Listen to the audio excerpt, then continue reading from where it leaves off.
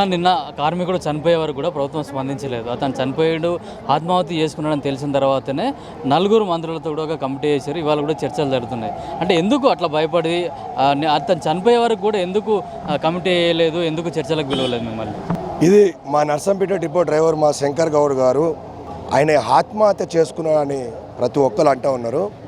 కానీ అది ఆత్మహత్య కాదు, ఈ ప్రభుత్వం చేసిన హత్య, మా యజమాన్యం చేసిన హత్య అంతే తప్ప ఆయన ఏదో ఆయన ఇంటి బాధలు ఉన్నాయని, అప్పులు ఉన్నాయని, కుటుంబ పరిస్థితుల కోసం ఆయన చనిపోలే, ఆత్మహత్య చేసుకోలే.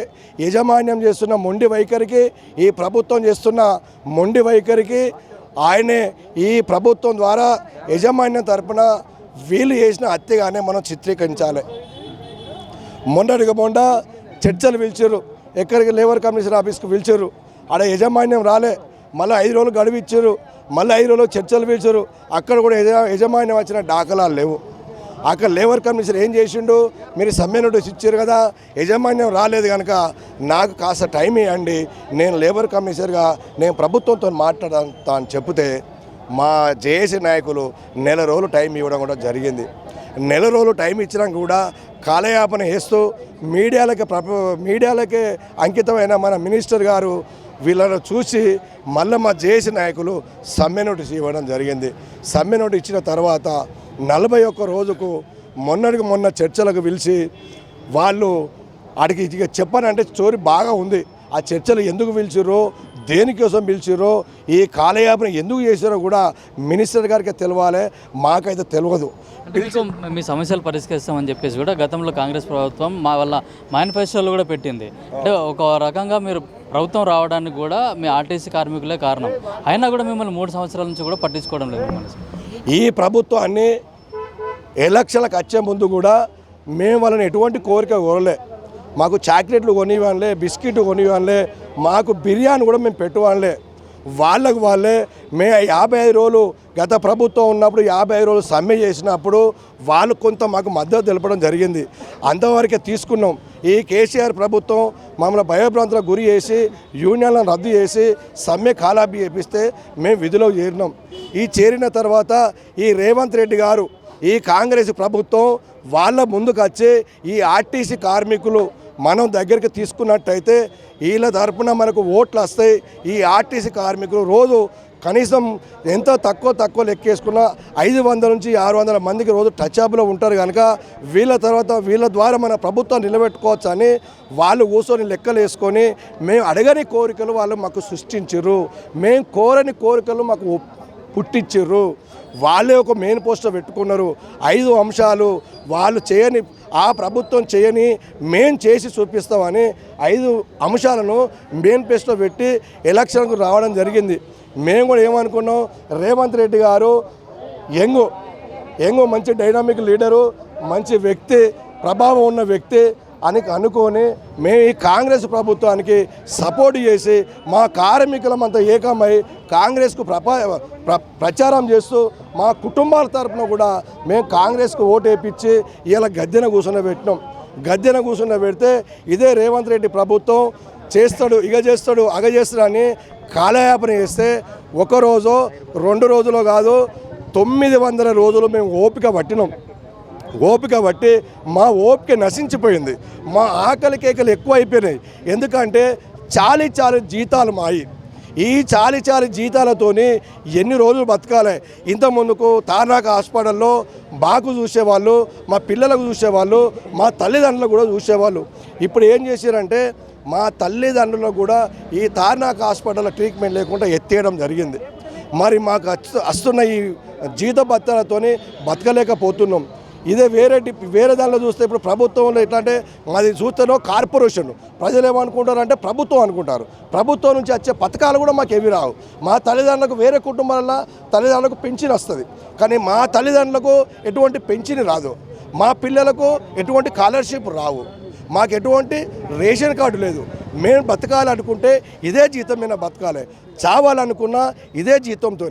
మేము చాలి జీతాలకు బ్యాంకులలో అప్పులు తీసుకుంటే ఆ బ్యాంకు వాళ్ళు ఈఎంఐలు కట్టకపోతే మా ఇంటికి వచ్చి టార్చర్ చేస్తూ ఉన్నారు. లొల్లి పెడతా ఉన్నారు. ఈ డిపో కాస్త మీరేం డిమాండ్ చేశారు ప్రభుత్వం నుంచి? ఫైనల్గా మేము చేసే డిమాండ్ ఏంటంటే మాకు ఏవైతే ఈ ప్రభుత్వం మేనిఫెస్టోలో ఏమైతే పెట్టిందో 5 అంశాలు తక్షణమే ఆ 5 అంశాలను ఇంప్లిమెంట్ చేయాలి.